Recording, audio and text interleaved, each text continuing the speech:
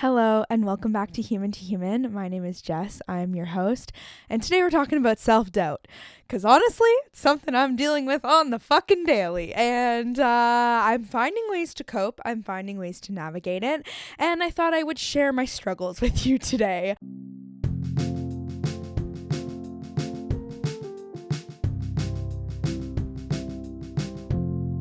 I just got back from a really fun Airbnb trip with my boyfriend and his friends. Okay, this is also something I am struggling with, but this is not as big of a struggle as the self-doubt.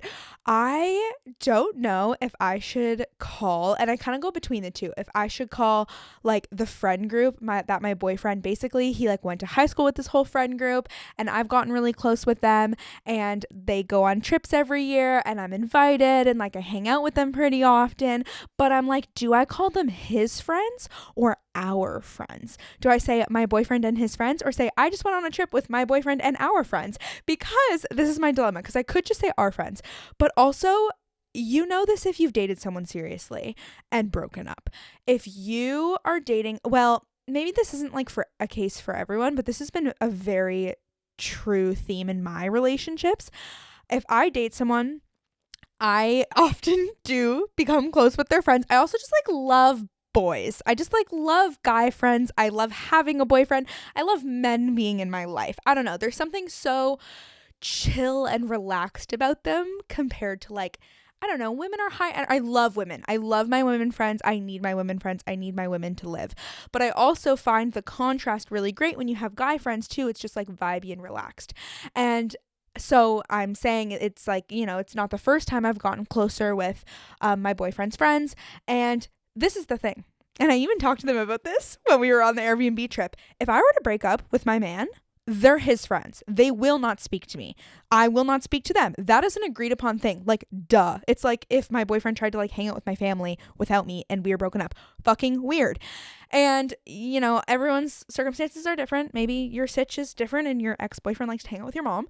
But that's a little crossing the boundaries for me. And so anyway, I went on an Airbnb trip with my boyfriend, his friends all from high school, his friends that I've gotten close with, so they're kind of my friends too, but if we were ever to end, they wouldn't be my friends anymore, our friends. And on the trip I think I was there for 2 nights, they were all there for 3, and because like they need some boy time, and then, you know, some of us came later, some of us came for 1 night, some of us came for 2 nights, most of them were there for 3. On the second night, it was so fun. It was a lot of drinking. It was a lot of hanging, a little bit smoking out the weed, a little bit of vibe. Like we were just like laughing and having such a fucking good time. But at one point I got really, really tired.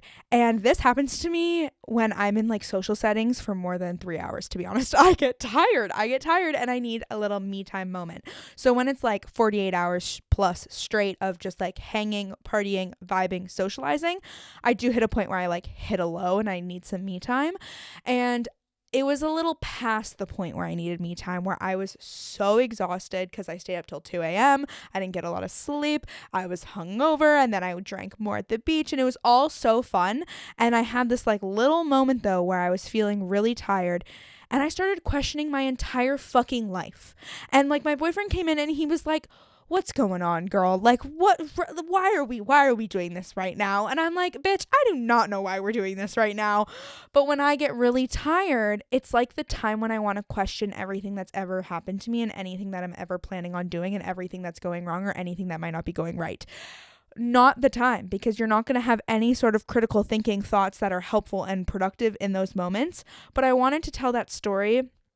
And eventually I got out of it, and like he was the best, and he helped me get out of it and just get out of my funk and then start to just have fun again. And also like I had my resting period, whatever. I think I actually was in and out of a nap during that time, and I just like didn't realize I was in and out of a nap.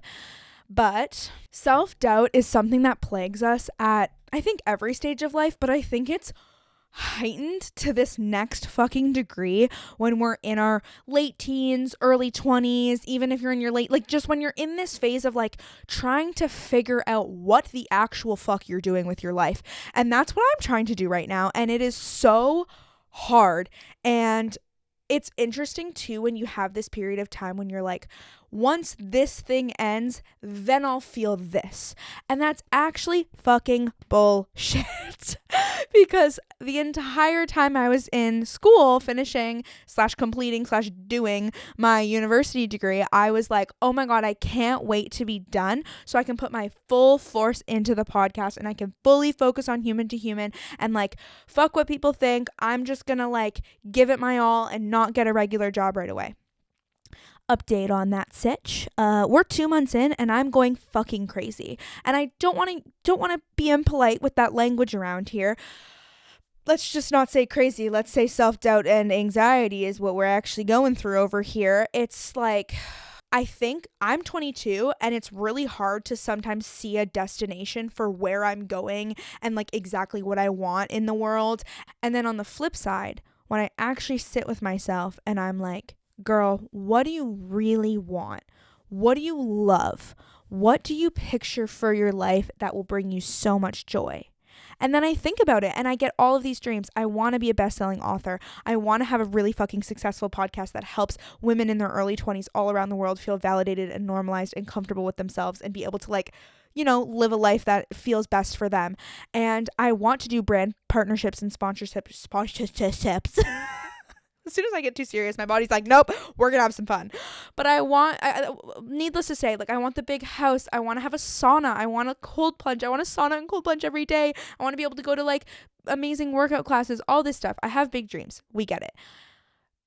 But it's so scary when you picture those big dreams and then you want them right now and then you doubt, will I ever have the money for them? Will I ever put in the time for them? And then on top of that, if you don't have a structure to your day, if you don't have someone else telling you, this is what time you need to be in the office, this is what time you're going to leave, or workouts. If you don't have someone saying like, someone, as in like, let's say you book a workout class and it's like, you need to get there for 10 a.m. Well, if I need to get there for 10 a.m., I probably need to leave my house for 9:45 if it's a 15-minute or 10-minute drive away. And then if I need to leave my house at 9:45, well, then I need to wake up at least 8:45 so then I can get dressed, I can have my breakfast, I can take my morning shit, and I can do all those things. And so when we don't have those things in place, oh my God, decision fatigue, hello, she's here. She's present. She's fucking with my life. I am not working right now. As I've posted on Instagram at humantohumanpod, I am picking up odd jobs here and there to try and make some money because, you know, girls spending money on things. Luckily, I live with my parents and God bless them, they're not charging me rent right now. But I obviously still pay for things. I need to eat. I need to live, whatever. And so I'm like trying to find ways to make money that aren't the typical 9-to-5 job. But again, that takes decision making. If I'm cleaning my grandma's condo once a week, I have to decide when I'm going to go. If I'm recording podcasts, I have to decide when I'm going to record. If I'm editing, if I want to work out, I have to decide when I'm going to work out. If I want to see my friends, I have to decide what part of my day. And there's all of this like, are you spending enough time on this? Are you doing enough on that? What's going on? Are you okay? Are you making a mistake? Are you making any progress? And you feel like you're making no progress. Can I get an A fucking men from anyone listening who is working really hard on a dream and yet sometimes they feel like they've made no fucking progress at all when like, bitches, if we look at the evidence, as my therapist says, if we look at the facts, what does it say? Have I grown on my Instagram? Do I have more followers than I did like a month ago? Yes. Have I posted more episodes? Yes. Have I moved my body today? Yes. Have I drank enough water? Yes. And you know what's the hard part too? When you are working on yourself and you're trying real goddamn hard to take care of the old mental health and you're still anxious, I'm like, holy crap. I swear I take good care of myself, but clearly not good enough care because I'm still anxious as fuck. How? Why? I'm like, okay, Jess, let's run through the list today. Okay, you worked out in the morning. Great. Okay, you had breakfast. Great. Okay, you've been drinking water all day. Okay, great. How do you know you've been drinking water all day? Because you've been peeing a lot. Okay, great. And what else? Okay, you've eaten lunch. Okay, great. And you're still not feeling good. Did you get sunlight today? Did you move today? Did you see your friends today? Did you talk to your mom today? Did you feel supported by these people? Okay, great. Check, check, check, check, check. If you didn't check one of those, skirt a little back and go do one of them. Go do one of them. We need to move our bodies like every fucking day. Okay. We need to move this anxiety and this stress outside of our bodies. And I like to say when I work out that it's giving me the opportunity, it's giving my body the opportunity to process what's going on in my life. So when I work out, it's like I'm suddenly realizing my subconscious brain, and when I'm not paying attention, I think that's the subconscious part of it. It's like thinking about that conversation I had yesterday, or like thinking about that big business decision I'm trying to make, or like thinking about what I should do on my weekend. It's like my body is starting to like, oh, whoosh, kaboosh, figure out what's going on all up in my bones. And that's really important, because when we're just like go, go, go, go, go, go, go, and we don't stop moving, we're not able to like kind of process, how am I, where am I at, what's felt good recently, what should I do more of recently, what am I neglecting recently, and like overall check in with yourself. Some sort of movement is just really necessary for that check-in. And so then when I run through those list of things, and I've noticed I've done a lot of them, I've started to question other reasons for why am I doubting myself. And I think like, okay, like have I sat in stillness? Like have I kind of been more quiet, stopped moving, stopped scrolling on Instagram? By the way, before I go on that part of the tangent that I'm on, don't go on your phone as soon as you wake up in the morning. Your mental health, your anxiety, and your self-doubt ain't going to be fucking good if you touch your phone as soon as you wake up in the morning. This morning, it was my first morning since I got back from my trip. I decided to eat my breakfast outside in my backyard. And I didn't touch my phone for, I think for sure, the first hour, if not hour and a half. And eating my breakfast in the backyard, it's summer in Canada, Ontario/Toronto now. So it feels like really good to sit outside in the morning and have that sunlight hit your face, and the temperature is really nice. And it just made me realize like, okay, when I wake up in the morning, like my cortisol levels, which are like the stress hormone part of inside of you thing, I don't know, is cortisol hormone? I think it is. It's really high because you've been asleep. So now your body's like, time to wake up. And dude, when I make weird noises like that, I love looking at, like, I can see my computer recording my audio, and it makes the funniest like patterns of movement, because that's how it records audio. Anyway, where was I going? Oh yeah, so I've realized that like sometimes when my anxiety is really high in the morning, I just want to like move and like do as much as I possibly can, but I don't think that's the answer. I think, and like sometimes like when I've listened to like, let's say for example, Rachel Hollis, because I love her, she talks about her morning routine, and she has a really, really deep like grounding practice in her morning routine where she like sits by herself and she like lights Palo Santo, and like, which is like kind of like sage. It's like a natural clearing of the air. It's like a, I don't know what the fuck to call it. It's not a stone. It's something that you can light. It's like wood, kind of, but not wood. Anyway, if you're like a yoga guru, let's say it's similar to a candle. You light it and she like clears her space, just like clear the energy out, and then she like sits and grounds herself and like does a meditation and does a visualization and does a journaling practice and like just like really connects with herself. And my morning routine that I used to have, I would lay in my bed, I'd wake up, I'd turn on the kettle, I'd go poo, I'd fill my like mug with like hot lemon tea water, and then I'd go back to bed, and then I'd like write down a little bit in my journal, and then I'd read a book, and then I would get up.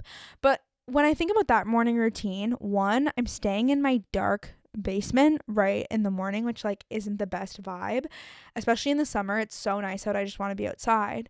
But two, I would immediately be consuming something, and I think in the morning it's really good to like sit with yourself and just ground before you're just like gonna consume a ton of stuff. And that's what I did this morning, is I just sat in the backyard and just like listen to the sound. It's boring, don't get me wrong, it's fucking boring, but I just like listened to the sounds and just like looked at the trees and like listened to someone mowing their fucking lawn. And I have a little tiny kiddie pool in my backyard, so I actually went and dipped in the kiddie pool naked. Don't tell anybody, but I was naked. Hopefully my neighbors didn't see. Nobody was home, so it's fine. And And I realized when I was just like sitting there with myself, like, wow, okay, this feels good. Like I'm grounding myself. And the reason I wanted to go on that whole tangent is because you need those quiet grounding moments just to check in with yourself. And if you're really struggling with self-doubt recently, it can help you also maybe hear a bit of a reason why. And that's why I love journaling too, is when I was journaling recently, I was like, okay, you're not prioritizing like exercise in your life, Jess. So like, let's prioritize exercise. Like, let's make sure you're moving your body every day, because that's going to like move some of this anxiety out of it. And when you do that, you're able to take time away from the hecticness of your mind and the like wild stormy thoughts, if you will, that are just blazing around in there, and just be still. And in order to understand why we're doubting ourselves, we have to ask ourselves, like, what is my core saying? What is my soul trying to tell me? What is my innermost true being needing right now? Because I think when we're constantly doubting ourselves, there's a reason. There's something missing that we need to give ourselves. And when we don't take any time off, if we're constantly moving and on to the next thing, and like there's a reason why they call it shower thoughts, or the reason why your brain maybe is, just spewing out a million thoughts that you never even came up with right before you go to bed, is because you've never given yourself that moment for your mind to wander. So if you're someone who finds they can't fall asleep because their brain won't shut up, well, maybe you should give yourself a little bit of downtime at some point in your day to give your mind an opportunity to just wander and just think about things that like probably wouldn't come up if you're constantly stimulating your brain. And coming back to me being like tired as fuck, questioning my whole life, it's like, yeah, Jess, if you're constantly being overstimulated by social time, conversations, being around other people, being on your phone, being on social media, trying to work, trying to get things done, trying to answer emails, trying to answer texts, being on the phone, all of those things are going to overwhelm my mind and then question the easiest thing that I can question, which is myself. The easiest thing that I can doubt if I'm feeling down is me, because I'm living in my own fucking brain. I'm not going to doubt my boyfriend or my mom. I'm not going to be like, wow, is my mom really living her best life right now? Because I'm really tired and I want to question something. No, I'm going to be like, I suck and I can't get anything done because I'm the worst. Bitch, let's settle down for a goddamn moment. While we're on the health train for a second, how much sleep are you getting? Are you having a wild sleep schedule? Are you going to bed at 2 a.m. one night and then 9 p.m. another night and then midnight another night, and then sometimes you sleep until 8, sometimes you sleep until noon, sometimes you sleep until 7, sometimes you sleep until 9 a.m.? Ooh, that stressed me out even saying all of that. And it makes me be like, fuck, Jess, are you doing that? It's so tiring. Trying to figure out all of these things that we need to do to take care of ourselves. It's so fucking tiring. I'm just here to be like, it's okay. We got to keep going, but it's okay.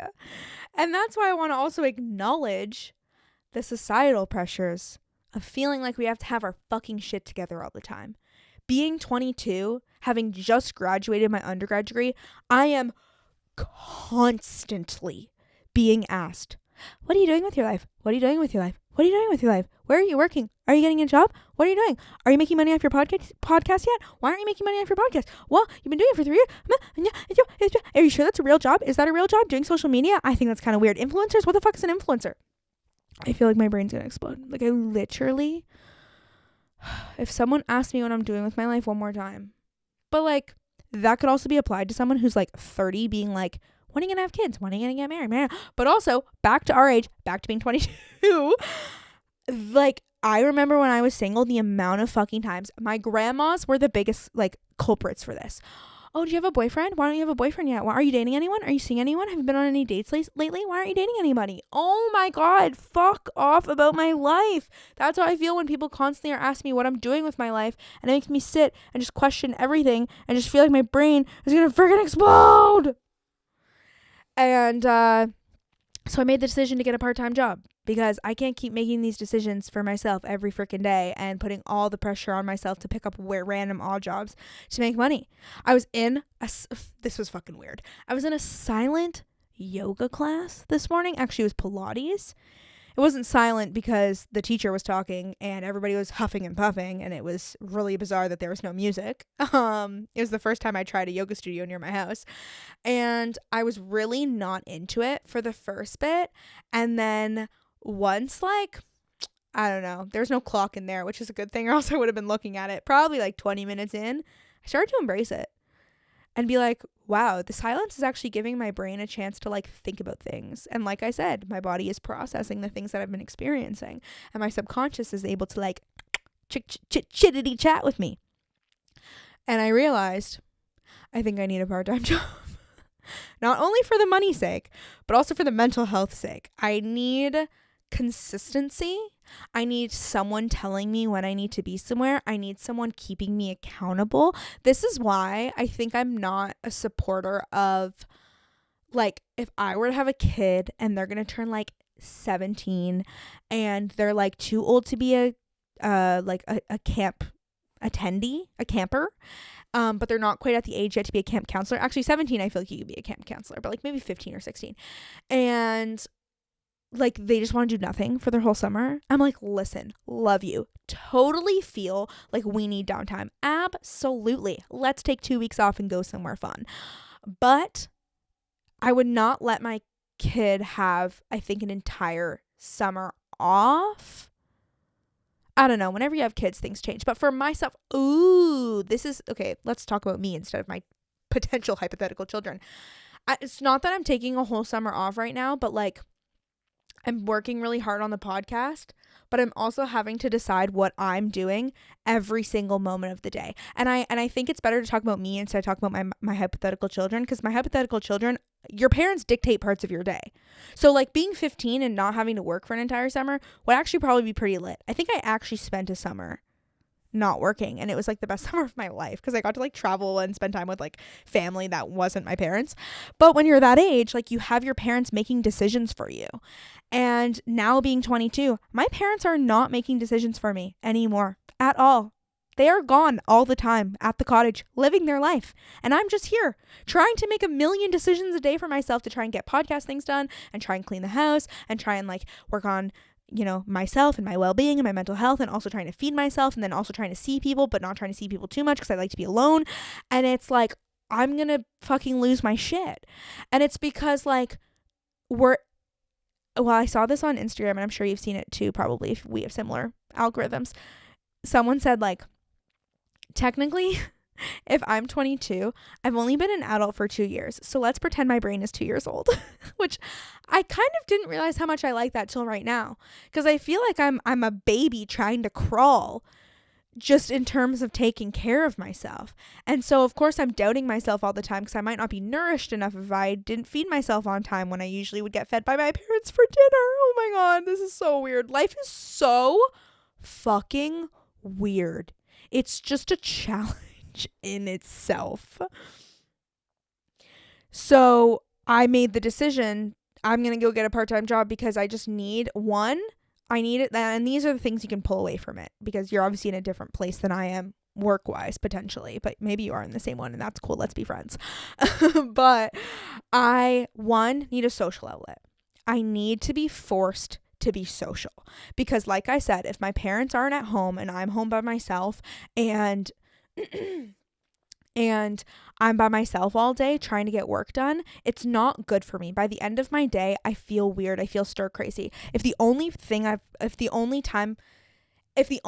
I've talked all day is to my microphone like this, that's like, it's just not good for me. And I feel that now. And it was hard to acknowledge that before. I need to be forced to get out of the house. And that's why it's like, if you work from home and you love your work from home job, maybe it's like you go to a yoga studio on the reg and you get to know the people at the yoga studio. So when you show up, you say hi and you say bye and you say, how's your day? And that's it. But that's still a social fill. Have you ever been in a really, really bad mood, but then you are forced to interact with someone like outside of your inner circle? Like, let's say you run into someone on the street that you know, and then it's like, whoa, instantly my mood was just improved because I had to be like a normal functioning human being to someone that I like wouldn't just tell all my problems to. And it just shifts everything. And I don't have that right now. The people who I'm seeing on the regular are my parents, my boyfriend, and my closest friends. Luckily, I find with my closest friends, I'm still like, I come out of that funk because I just like, I'm not going to be as like slouchy as I would be around my mom or my boyfriend, but it's not enough. It's literally not enough. And because of that, I'm just like spiraling in my brain all the freaking time, just being like, who am I? What am I doing? What's my purpose in life? What the fuck is going on in the world? So number one is the financial piece, because I'm stressed about money and I want to have a consistent, even if it's a small amount of money coming in, that's not just like willy-nilly based on like when I'm going to clean my grandma's apartment. That's like not a lot of money. So number one is money. Number two is I made the decision. Number two is I need that social outlet. And then number three is I need someone else telling me when I need to get out of the house. And that's more about routine. I need to be in a routine of like, I know at least on Mondays and Wednesdays, I go to work, so I leave the house. And that forces me to get my ass in gear. And the things I need to do while I'm not at work, I got to do them outside those work hours. I got to get up. I got to exercise before I go to work. I got to make sure I have my lunch packed. And I got to make sure I grocery shop at some point between those work hours, or outside of those work hours, I mean. And it's so funny because sometimes like, in our society, we have this feeling of like, there's not enough time. And for me, I do feel like I have so many things on my to-do list. I'm like, how am I ever going to get this done? Do I have enough time in the day? But it's more about like, do I have enough energy in the time in the day? But we need parameters on our time. And I'm not really very good at time blocking, and hopefully I can like delve into that. But if I have a short, like not a full-time job where I can't ever work on the podcast, but if I have a specific amount of time every week that I know I'm going to work, it's like, okay, cool. That's my designated I'm making money time. That's my designated I have to leave the house and be social time and like do work for other people time. And then, okay, these are all the other days of the week or the hours of the week or the day or whatever. And that is how I can spend my time working on my podcast. Fucking fantastic. That's like so much less decision making I have to make for myself. And so if you can get fucking creative and sit with yourself for a second and be like, am I getting decision fatigue? Okay. Decision fatigue is when you make so many decisions in a day that you literally can't make decisions anymore. Like, let's say you've just like, and people always talk about like CEOs, you know, like the big business head white man CEOs who like wear the same fucking shirt and pants every single day. We're not doing that around here, but that like prevents decision fatigue, and like that's why they do it. Okay, well, what are other ways we can prevent decision fatigue?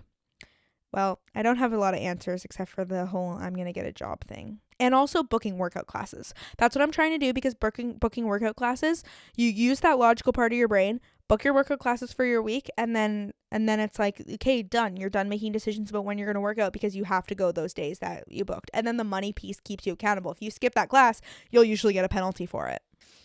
The next thing that I was thinking about in terms of self-doubt is, who are you surrounding yourself by? Who are you talking to the most often? And who are the people in your circle that you are just allowing your energy to be taken from or given to? Because I've been having conversations lately with some people in my family, and I walk away and I'm like, I'm a little tired. I'm a little fucking drained from that conversation. And it's led me spiraling further down the hole of what the fuck am I doing with my life? Because suddenly I just gave a lot of my precious energy to someone who just took it and didn't reciprocate or didn't care about what it meant to be taking it.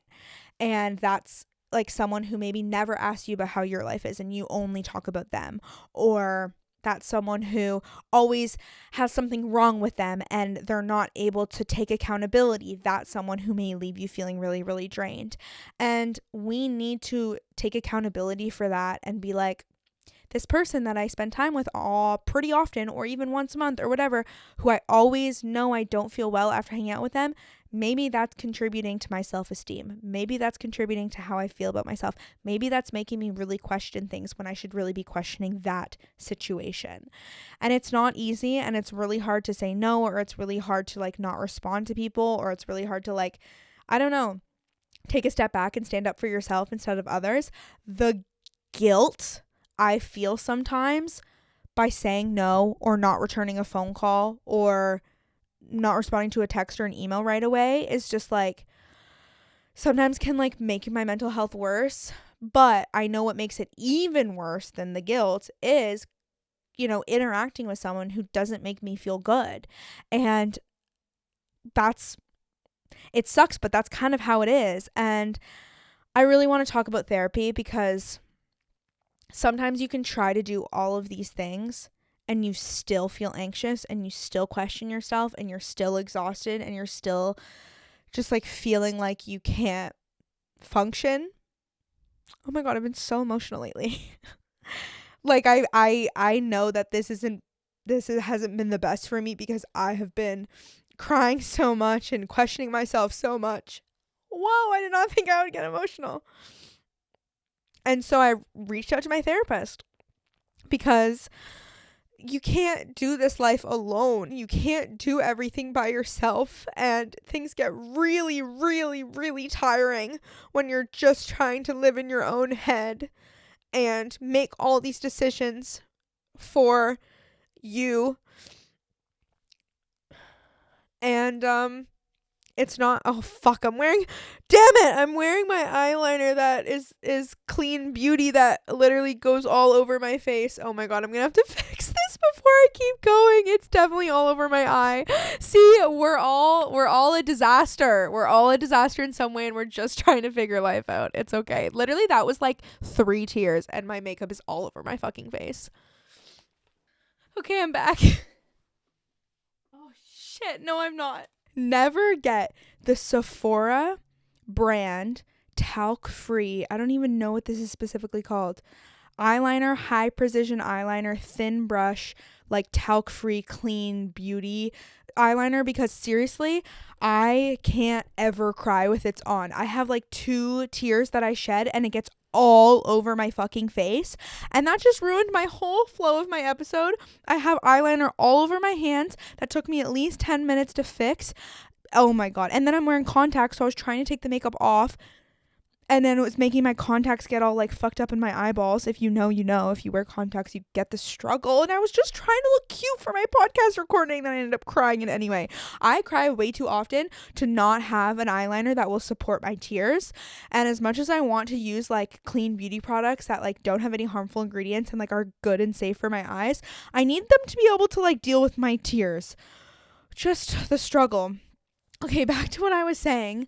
I have obviously been going through a hard transition phase, and that just comes with life, and it especially comes with being in my early 20s, and I've been trying to figure it out by myself. I've been trying to lean on my boyfriend, I've been trying to lean on my friends, I've been trying to lean on my family, but at the end of the day, like, I can tell I'm struggling, and if I have thought multiple times that I should maybe reach out to my therapist, I take it as a sign of like, okay, Jess, like it's time to reach out to your therapist. Because a little bit of history about my therapy experience, I started therapy in 2020. I'm so fucking lucky I found an amazing therapist right away. That's not a common experience.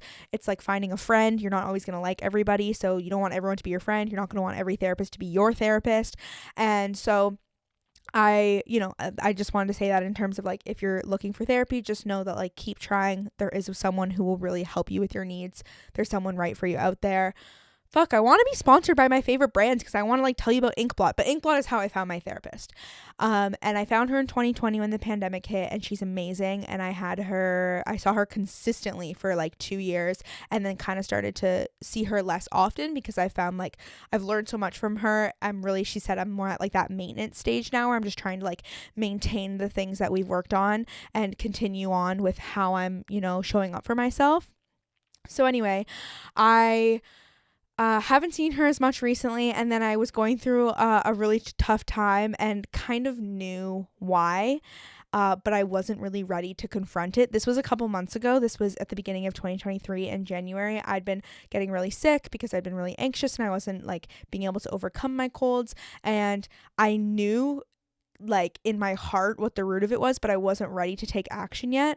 And I sought out a different therapist because also like my therapist, who's known me for 3 years now, like she's gonna be able to pinpoint my bullshit so fast. You know what I mean? Like she's gonna make me in the most loving way, confront my issues.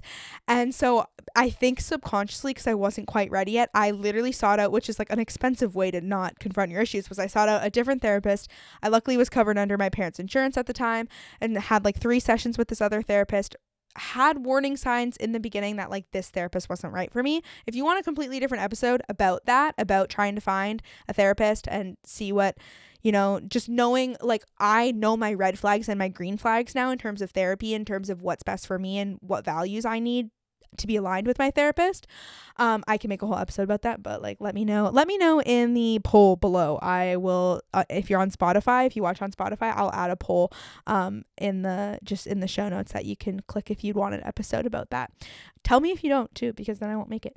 But so I went on this whole journey seeing this whole other therapist, and eventually was like, this therapist isn't right for me. I'm still struggling with this issue. I know who to go to. So I went to my old therapist, and of course, like, I cried and cried and cried to her. And by the end of it, I felt really secure and really relieved and, nervous about the decisions I had to make in my life. But at the end of the day, I was like, she helped me figure out what was best for me. And I love her. And she was like, anytime you need to come back, you let me know. Especially she's like, if you're not covered under insurance, let me know. We can figure out payment options for you.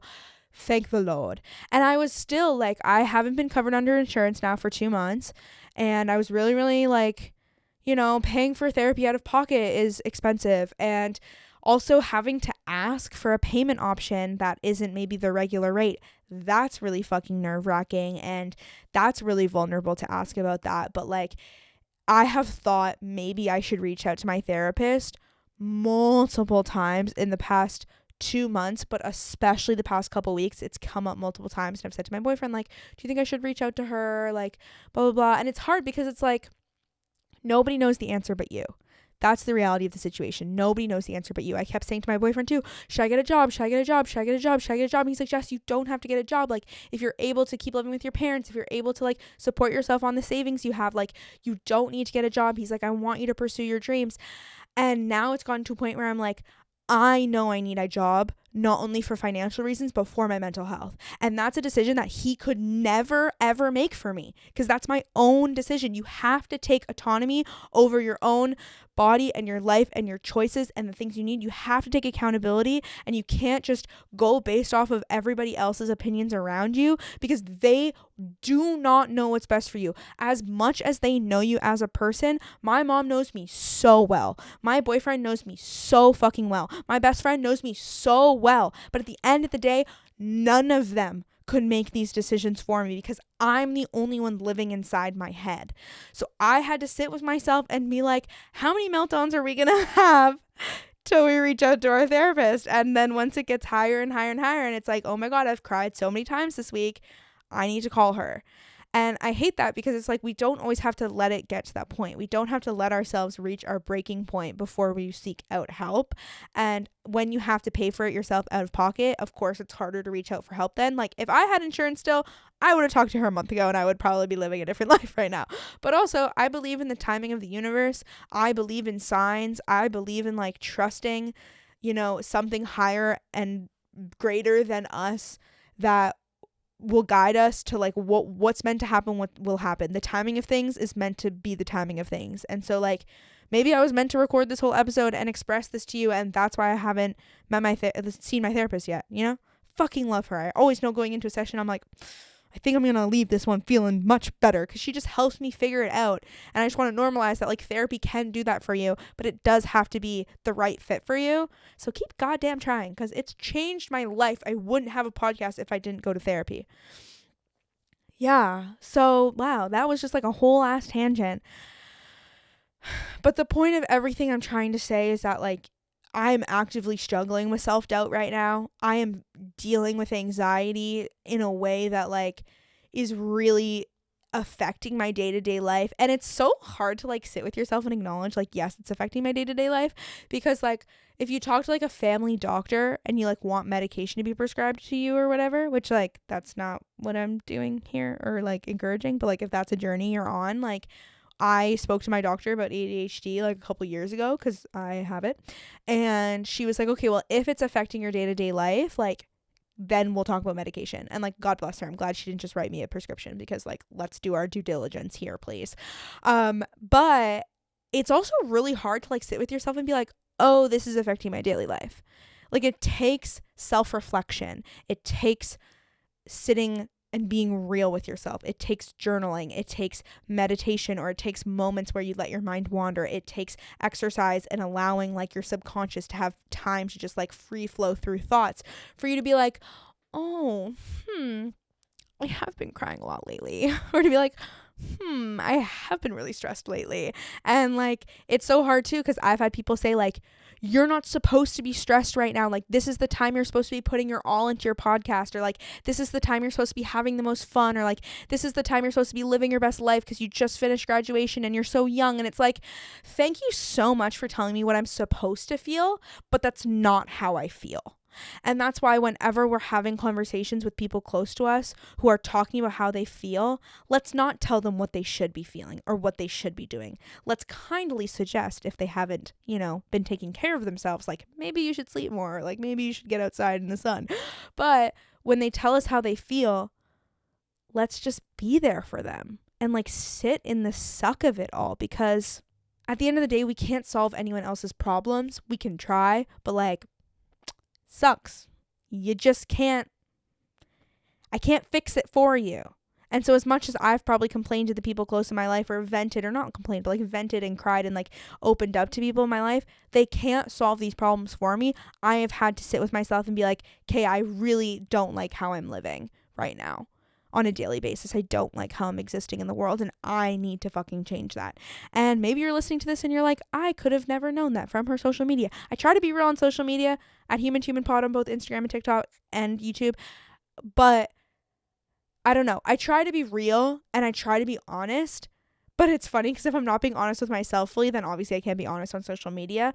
But like, what you see on social media is never the full fucking truth. There's always so much more going on behind the scenes with people. So just remember that, I guess, is what I'm trying to say with that. And have grace with yourself, and have grace with the people around you, and give yourself those moments to be able to question what's going on and how can you help yourself, because the only person who can make changes is you. And know that you are worthy and you are good enough, and the things that are meant for you will come to you, especially if you're working hard on them. And for me, I've realized like, I want this podcast to go so fucking far, and if I want it to go so far, I need to take care of myself and I need to be there for myself. And if I feel like I'm in a rush to make this podcast become a fucking sensation, that's not an enjoyable way to live. And if that's not an enjoyable way to live, and if I feel like I can't relax unless my podcast blows up tomorrow, then it's time to find alternate solutions. And getting a job and having a place to like go to at least a couple days a week will, I know for myself, ease some anxiety of like, okay, I'm not putting my entire fucking livelihood into this thing that I also love so much and want to have as a creative outlet, and the thing that's so fucking fun for me. So yeah, anyway, I've been going on and on and on. I feel like I don't even usually record episodes solos that are this long, but I really liked it. I'm really excited to keep making episodes. I'm posting every single Monday, so make sure you subscribe and download the episodes. If you enjoy them, please support through leaving a review. A written one on Apple Podcast is really, really appreciated, and leaving a star review, hopefully 5, on Spotify or whatever platform you listen on really does make all the difference. And if you or someone you know is struggling with self-doubt, please make sure you send this podcast along. Hopefully got a laugh out of this as well. And keep up with me on Instagram and TikTok and all the socials at humantohumanpod. It's going to be okay. This is a life journey. This is just kind of life, but we need to find our moments of joy and the ways that we can support ourselves through these really hard moments. So I'm here for you. I love you. And I'll see you next Monday.